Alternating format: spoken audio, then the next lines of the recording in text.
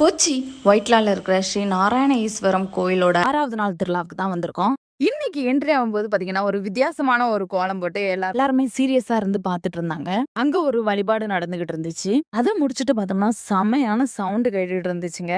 என்ன பாத்தீங்கன்னா ஒயிட்லா ஜங்ஷன்னு சொல்ற ஒரு பேண்டோட கச்சேரி. ஸ்டார்டிங்லயே பாத்தீங்கன்னா கேரளா ட்ரெஸ் எல்லாம் போட்டு கேர்ள்ஸோட சாங் இருந்துச்சு. அது செமையா பண்ணியிருந்தாங்க. வேற லெவலா பண்ணியிருந்தாங்க.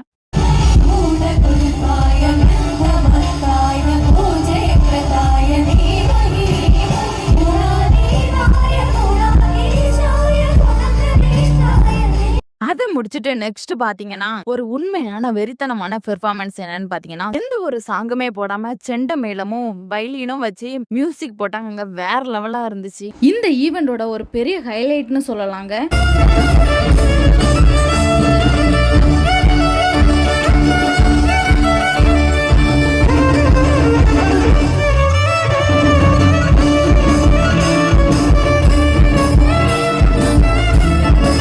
அப்புறம் லோகால இருந்து ஒரு சாங் போட்டிருந்தாங்க. அதுவுமே ரொம்ப ரொம்ப நல்லா இருந்துச்சு.